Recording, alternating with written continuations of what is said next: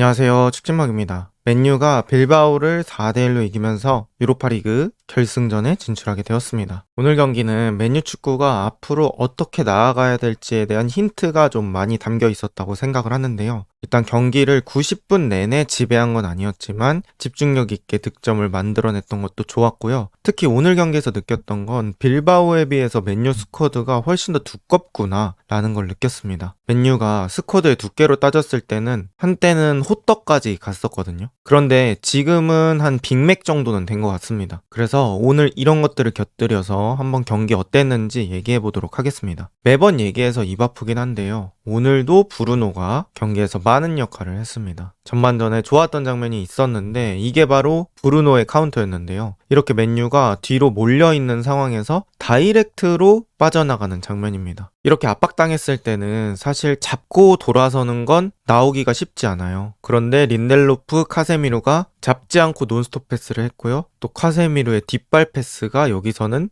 핵심적이었습니다. 카세미루의 뒷발 패스를 받은 브루노가 또 반대쪽으로 넓게 뿌려주면서 이런 브루노의 넓은 시야 전환 능력이 큰 역할을 해줬고요. 이 공을 받아줄 수 있는 가르나초나 호일루는 또 발이 빠르기 때문에 이렇게 간격이 벌어진 상황에서는 위협적인 루트가 되었습니다. 오늘 브루노가 어떻게 경기에 영향을 미쳤는지에 대한 자료인데요. 지금 브루노가 경기 전체적으로 패스를 뿌린 방향이라고 보시면 됩니다. 뒤쪽으로 백 패스하는 경우도 있겠지만 대부분의 패스가 공격 방향 쪽으로 향하고 있어요. 이런 것들이 맨유 선수들 중에서 브루노만 가질 수 있는 차별성이라고 생각하고요. 역시나 오늘 경기에서도 독보적인 축구력, 또 이런 전개할 때 기복이 별로 없습니다. 그래서 이런 기복 없는 전개 능력이 좋았다고 볼 수 있겠고요. 맨유가 최근에 우승컵들을 들 때 이 유관 DNA의 핵심이라고 볼 수 있겠습니다. 그리고 오늘 경기 또 칭찬해야 될 선수들은 바로 우가르테, 카세미루, 중앙 더블 엔진이라고 볼 수 있겠는데요. 일단 이 두 선수의 조합으로 주전이 계속해서 유로파에서는 구성이 되고 있고요. 또 이 두 선수가 서로의 단점을 보완해주는 그런 플레이가 되고 있습니다. 먼저 우가르테는 미친 활동량과 수비적인 태클을 보유하고 있습니다. 상대적으로 나이가 많은 카세미루에 비해서 또 우가르테는 젊은 에너지를 불어넣어 줄 수 있고요. 카세미루가 미처 커버하지 못했던 부분들을 우가르테가 넓게 커버해주면서 맨유의 진공 청소기 또 굳은 일을 제대로 해주고 있습니다. 반면에 카세미루는 수비력이 안 좋았을 때보다 훨씬 올라갔다고 볼 수 있고 그런 것들을 특별하게 체감할 수 있는 게 바로 태클 타이밍이에요. 카세미루가 안 좋았을 때는 태클이 좀 빠르게 나가거나 느리게 나가는 경우가 많으면서 한 번에 뚫려서 치명적인 기회를 노출했던 상황이 많습니다. 하지만 최근에 카세미루는 그런 장면들이 많이 줄었고요. 또 투박하게 보이지만 이 가끔 나오는 테크닉들이 상당히 클래스가 있어요. 괜히 레알 마드리드에서 기용됐던 선수가 아니다라는 생각이 들었고요. 또 그런 모습들 뿐만 아니라 세트피스 그리고 가끔 박스로 들어가서 결정적인 어시스트나 슈팅을 때려주는 것까지 이 공격적인 것도 많이 채워주고 있습니다. 최근에 이 유로파 리그로 아주 높은 주급값을 계속 해주고 있다고 볼 수 있겠고요. 이 두 선수가 어느 정도 공유하는 플레이 스타일은 있지만 거기서 조금 더 공격적인 걸 채워주는 선수는 카세미루, 조금 더 수비적인 걸 채워주는 선수는 우가르테, 이렇게 보면 될 것 같고요. 양 선수 다 패스의 리듬이나 앞쪽으로 전개해주는 패스 같은 건 시간이 갈수록 더 올라오고 있습니다. 그리고 오늘 경기에서 제가 가장 포인트로 삼고 있고 가장 크게 느껴졌던 건 이 맨유의 스쿼드 두께입니다. 상승하고 있는 교체 선수의 퀄리티 제가 이렇게 적어놨는데요. 일단 마운트가 심상치 않습니다. 득점 감각이 올라오고 있고요. 최근 두 경기에서 3골을 득점하고 있습니다.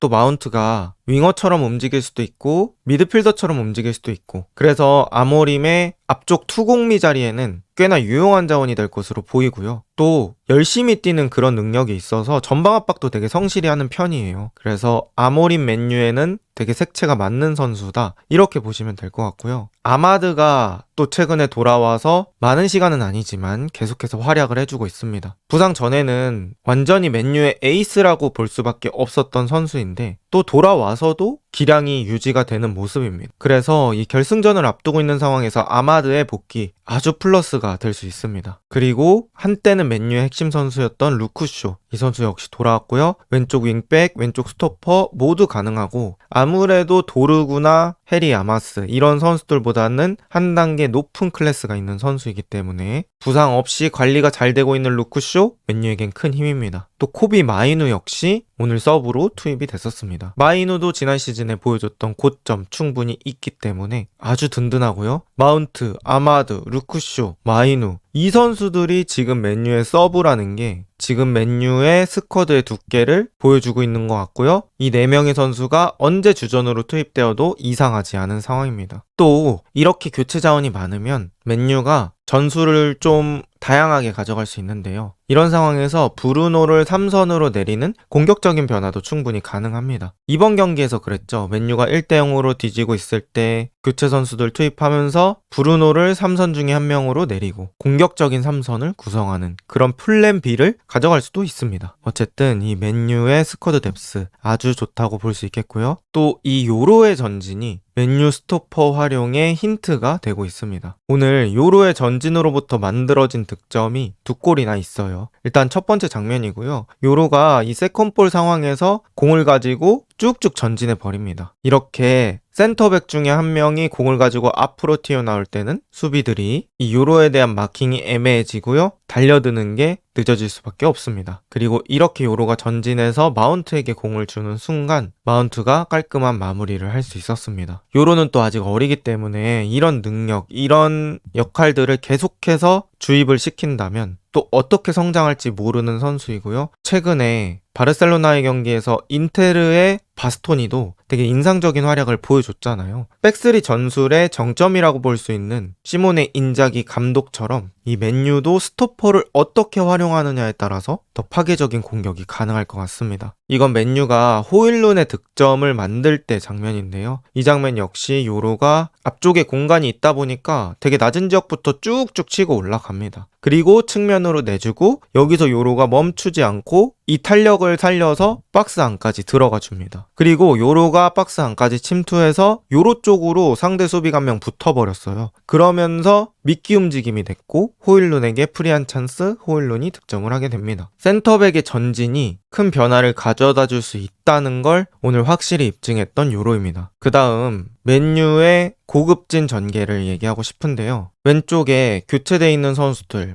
쇼, 마이누, 마운트 이런 선수들이 왼쪽에서 공을 돌려서 저렇게 많은 빌바오 선수들을 모아놓고 시야가 열려있는 가운데 쪽 브루노에게 패스합니다. 일단 쇼, 마이누, 마운트 다 축구력 있는 선수들이고요. 특히나 마이누 같은 선수는 좁은 공간에서 상당히 강점이 있잖아요. 그래서 이런 것들을 전술적으로 이용할 수 있다고 봐요. 이렇게 몰아놓고 브루노 같은 선수 주면 브루노는 충분히 반대 전환해줄 수 있는 선수잖아요. 오버로드 투 아이솔레이션이 나오는 장면이죠. 물론 이 장면에서는 이 사이드 전개를 도르구가 받았지만 만약에 이 공을 받는 선수가 아마드라고 가정을 했을 때는 아마드의 직접 마무리 상황도 충분히 일어날 수 있죠. 그래서 이런 패턴 플레이를 많이 연구를 하고 연습을 해서 아마드에게 오픈 찬스를 계속 만들어줄 수 있다면 맨유의 기대 득점도 눈에 띄게 올라가지 않을까 싶습니다. 그리고 경기 이후에 아모림이 포스텍과 자신에 대해서 얘기를 했어요. 이게 우리나라 사람뿐만 아니라 전 세계적으로도 생각하는 건 좀 비슷한 것 같습니다.